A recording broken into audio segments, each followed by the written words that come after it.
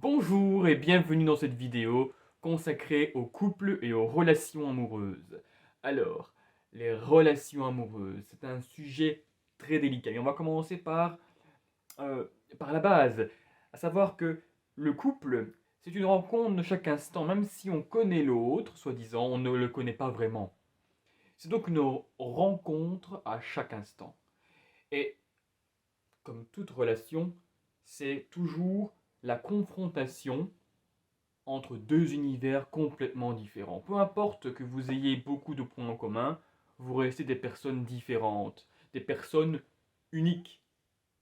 Et pourtant, dans cette unicité, nous pouvons malgré tout être en relation avec l'autre.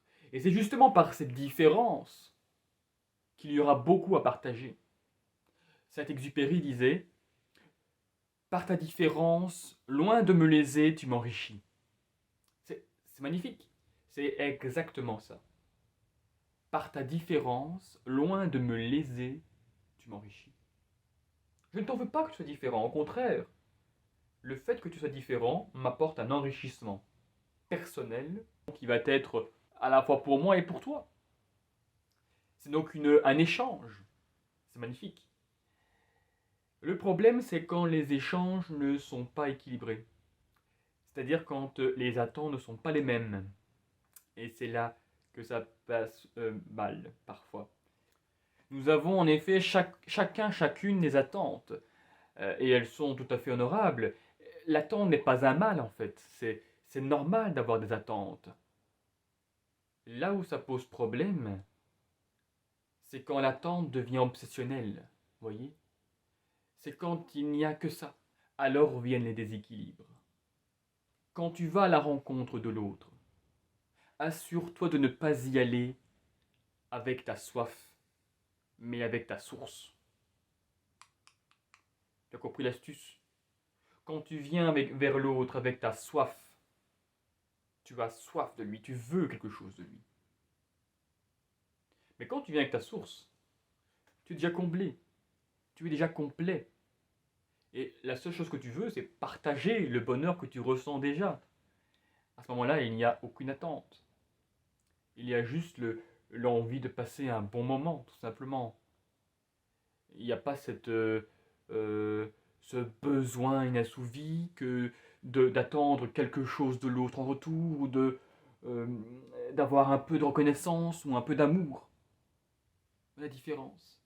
Dans le premier comportement, c'est quelque chose de totalement sain, on est heureux, on a envie de partager quelque chose, ça part de l'intérieur. Et dans le deuxième cas de figure, on se sent vide, et on a besoin de l'autre pour être allumé. On, on a besoin. Le mot besoin, il est lui-même, j'ai besoin de toi. Ça part pas de l'intérieur, ça part de l'extérieur. On ne peut pas être heureux comme ça.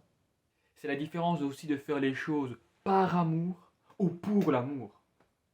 Quand tu fais les choses par l'amour, ça veut dire que ton intention première, c'est l'amour. C'est-à-dire que tu es dans un état d'esprit de don, d'offrir, de partager. Quand c'est pour l'amour, c'est j'ai besoin d'avoir de l'amour de l'autre. Et donc l'état d'esprit, il est dans le besoin, il est dans la dépendance. Et puis après viennent le reproche. Pas assez ceci, pas assez cela. Ou trop ceci, ou trop cela. Et patati et patata. Et boum, ça explose. Parce que les attentes ne sont pas les mêmes. As-tu désespérément besoin de l'autre? Peut-être que tu n'es pas forcément dépendant affectivement. Il y a deux choses possibles. Soit tu ne fais vraiment pas les choses par amour, parce que tu n'as pas trouvé encore l'amour en toi, parce que tu ne sais pas encore être heureux tout seul.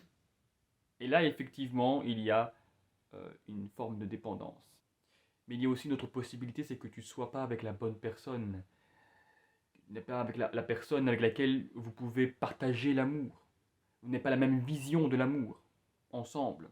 Et donc, vous n'avez pas non plus les mêmes attentes. Et donc, Le fait d'être avec une personne qui vous fait vous sentir seul, eh bien vous vous sentez vide continuellement et vous croyez que c'est votre faute. Je ne dis pas que c'est la faute de l'autre, mais c'est la faute du fait que vous n'êtes pas aligné. Vous avez donc besoin d'autre chose. Et alors là, c'est totalement différent. Ou alors la personne n'est plus du tout, n'est plus là en fait. Elle est déjà partie, mentalement je veux dire. Elle est dans un ailleurs, elle a la tête ailleurs. Pas forcément qu'elle ait rencontré quelqu'un, mais elle est peut-être pas bien elle-même. Donc c'est complexe forcément. Et il n'y a pas la faute de l'un ou de l'autre. L'important déjà dans un premier temps, c'est de faire les choses par amour. Ça c'est la solution numéro 1. Commencer déjà par se combler soi-même. Apprendre à être heureux tout seul.